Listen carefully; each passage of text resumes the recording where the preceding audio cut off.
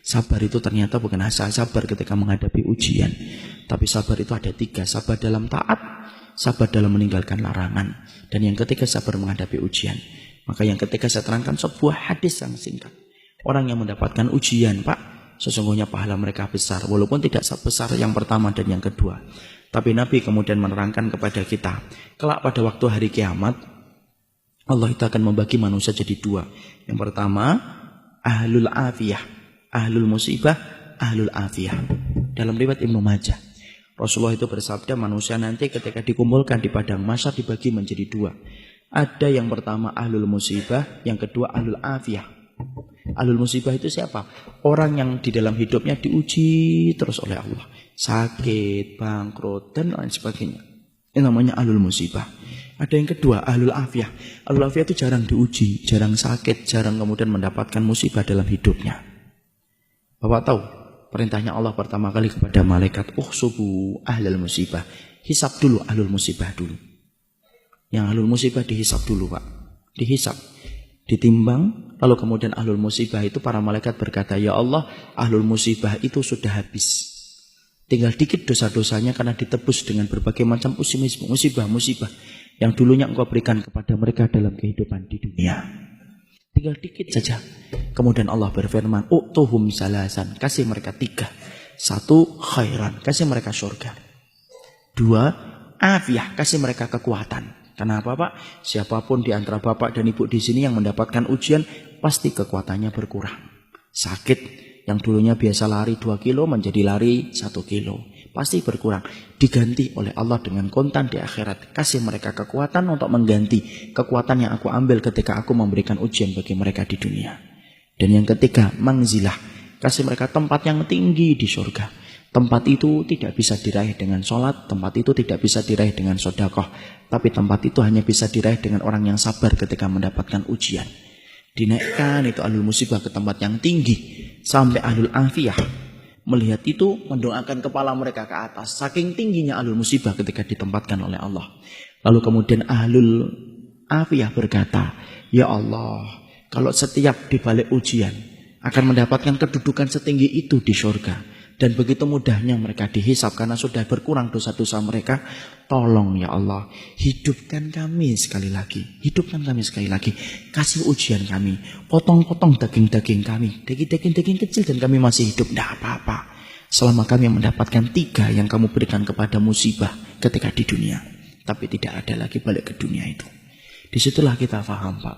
Ujian itu berat, tapi barangnya kontan. Kalau kita semuanya disenangkan dalam hidup, Pak, malah kita bingung dari mana kita akan mendapatkan pahala kesabaran.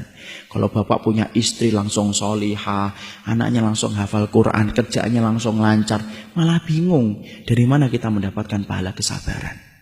Makanya kemudian kita kalau mendapatkan ujian, sabar. Saya belajar sabar dari ibu saya, Pak. Saya tidak bermaksud mensucikan siapapun di hadapan Allah. Tapi ibu saya dan bapak itu mendapatkan ujian yang menurut anak tidak ringan. Ibu dan bapak saya itu mendapatkan putra yang pertama Down syndrome, Pak. Berkebutuhan khusus. Anak yang kedua berkebutuhan khusus. Kakak laki-laki pertama saya umurnya 53 tahun. Kakak perempuan saya 43 tahun. Dan itu berkebutuhan khusus, Down syndrome. Mandi harus dimandikan, makan harus dikondisikan, tidur harus disediakan. Itulah yang menjadikan saya tidak bisa keluar kota. Sampai beberapa lama, paling-paling setengah tahun baru sekali, 2 kali. Karena kemudian setelah pasca meninggalnya ibu, saya merawatnya. Tapi saya belajar dari kesabaran ibu saat itu. Saat itu saya ketika kecil, Pak, SMP, saya masih ingat, kadang-kadang ibu kalau makan di warung itu tidak pernah malu beliau. Selalu digandeng kakak saya. Dan tidak pernah ditinggalkan di mobil. Saya anak SMP, wajar, malu, Pak. Saya ngomong dan komentar, Bu ditinggal aja di mobil. Kan orang pada ngeliatin. Kan kita tahu, Pak, masyarakat Indonesia tidak bisa ngelihat sesuatu yang agak beda dikit, kecuali pasti dilihat terus. Ibu saya ngomong, tidak apa-apa nak, biarkan saja. Ibu yang kemudian akan megangin, kamu duduk di jauh-jauh dari ibu, tidak apa-apa. Di rumah ibu bilang, tahu nggak nak, kadang-kadang tobat belum tentu nasuha. Kadang-kadang istighfar belum tentu hati kita khusyuk. Tapi kalau kita mendapatkan ujian, dititipkan anak yang semacam ini, kalau kamu sabar, tiap hari dihapuskan dosa-dosamu walaupun kamu tidak tobat dan tidak istighfar, selama kamu ikhlas dan ridho. Dan saya akhirnya Pak, setelah bisa di pondok, tidak ada perkara yang saya cari tahu pertama kali kecuali apa? Hisab orang yang Down syndrome dan hisab orang yang gila semenjak kecil. Orang gila itu para ulama bagi dua. Gila setengah perjalanan hidupnya, maka mereka dihisab.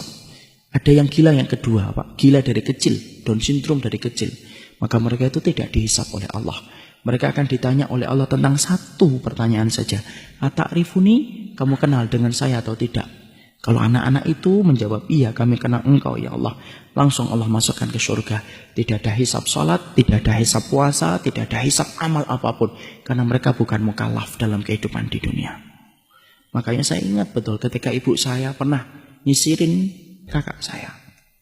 Ibu saya kemudian ngomong kepada kakak saya, nak, nanti kalau kamu sudah di surga, jangan lupakan ibu ya, jangan lupakan bapak, jangan lupakan adikmu. Karena kamu nanti insya Allah menjadi penduduk surga.